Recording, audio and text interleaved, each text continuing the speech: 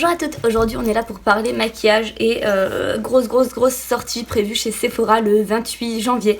Donc c'est l'arrivée de la marque Kat Von D.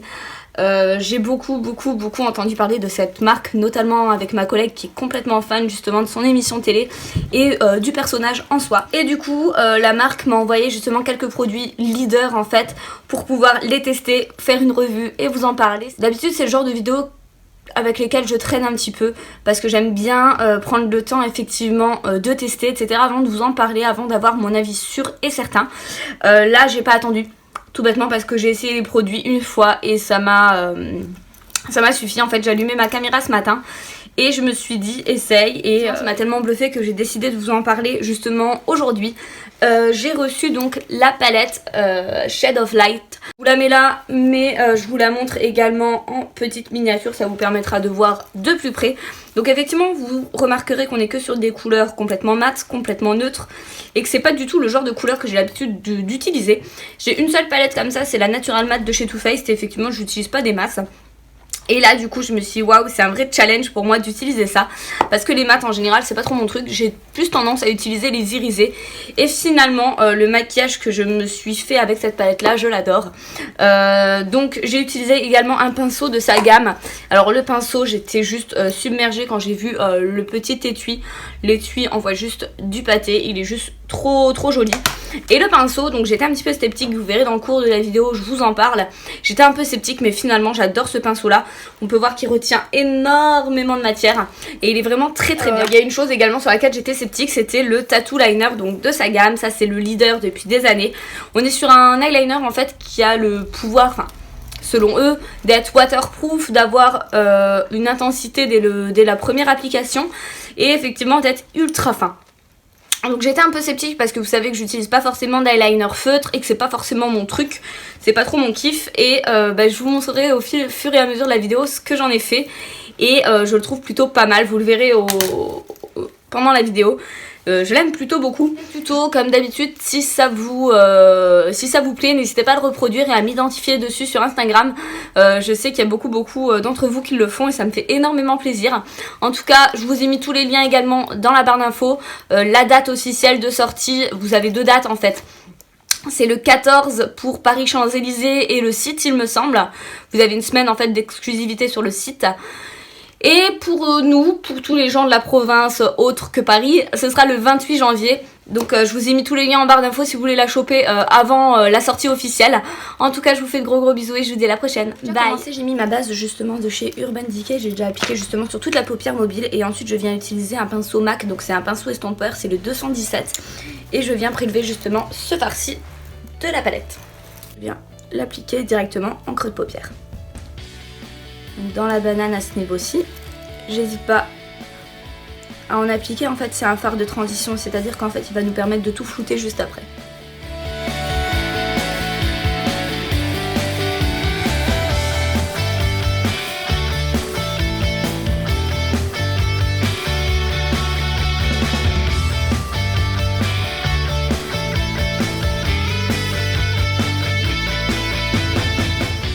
Ensuite on garde le même pinceau. Moi ce que je conseille en général c'est d'utiliser cette petite chose là. On est sur quelque chose justement qui va enlever la couleur. Comme ça on est tranquille, c'est super pratique. Et ensuite je viens justement prélever une autre couleur. Je viens prélever cette couleur-ci de la palette pour venir un petit peu justement agrémenter et intensifier un petit peu plus. Et je le mets uniquement, vous voyez vraiment, au niveau du creux de paupière. Et je viens l'estomper avec l'autre fard que j'ai pu mettre.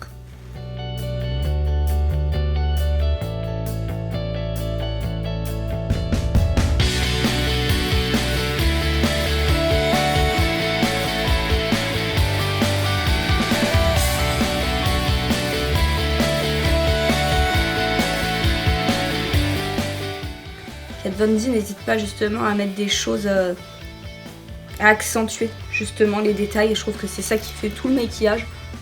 Du coup je vais pas hésiter non plus à accentuer. Moi ça me dérange pas, je sors comme ça, il n'y a pas de souci, mais si ça vous dérange effectivement restez à la première étape.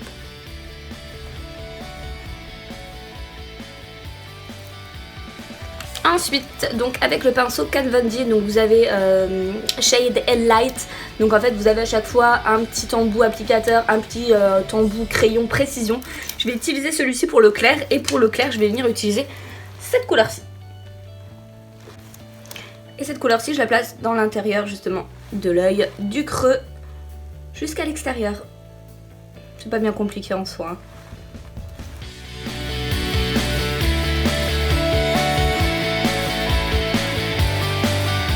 Pas mal. Je reprends mon pinceau estompeur où il reste de la matière justement de tout à l'heure et je viens reflouter les bords pour éviter qu'on ait une démarcation. Ensuite, je vais venir prendre ce fard-ci qui est un fard beaucoup plus blanc et je vais venir justement l'appliquer dans le creux de paupière à ce niveau-là pour apporter un creux de lumière et défatiguer un petit peu le regard. Parce que oui, effectivement, on a tous besoin de défatiguer le regard. Voilà, et ensuite je viens prélever cette couleur-là que je viens placer justement dans le creux et je viens l'estomper vers l'extérieur. Hop, c'est reparti de l'autre côté. Forcément pour moi je trouve que c'est pas assez intense au niveau de l'arête à ce niveau-ci. Vous pouvez rester comme ça. Moi ce que je vais faire c'est que je vais appliquer cette couleur-ci avec mon petit pinceau et je vais vraiment creuser un petit peu. Vous voyez vraiment à ce niveau-là, ce qui est génial avec ce pinceau, c'est que c'est de la précision, donc on se rate pas. Ouais, il est génial ce pinceau. Il est vraiment top. Honnêtement, c'est pas celui que je pensais que je préférerais, mais honnêtement, il est très très bien. J'ai du mal avec les pinceaux en poils synthétiques, je sais pas pourquoi, j'ai vraiment du mal avec ça. Mais ils sont top celui-ci. Celui-ci en tout cas est pas mal. J'avais un peu plus de mal avec les Urban Decay par exemple. Mais celui-ci en revanche est très très bien, ouais. Je viens juste réintensifier un petit peu. Et après on passe au trait de liner.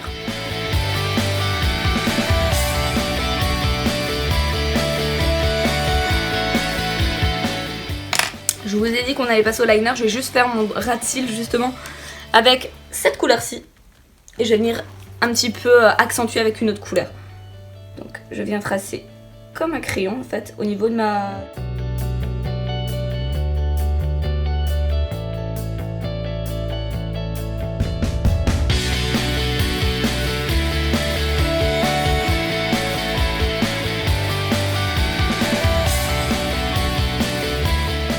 Ensuite, je viens prendre cette couleur-ci pour intensifier justement à ce niveau-là.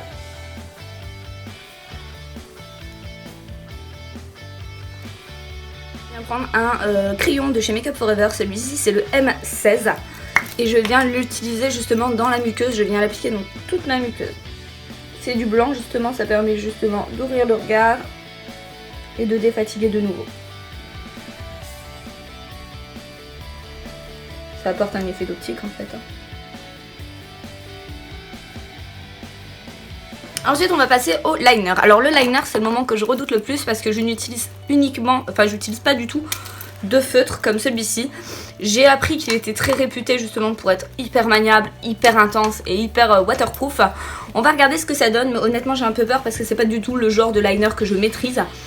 J'ai du mal avec les feutres et celui-ci en fait partie, c'est un feutre. On va voir ce que ça donne. Cette fois-ci, je vais vous zoomer peut-être un peu.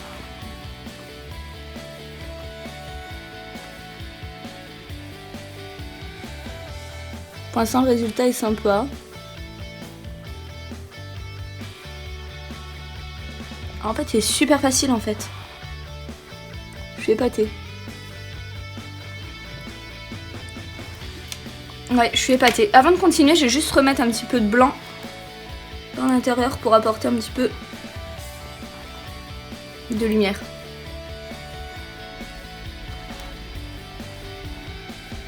Parfait. Ouais, c'est plutôt pratique.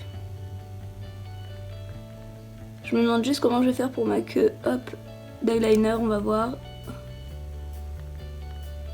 En fait, il est super intuitif, il est génial en fait.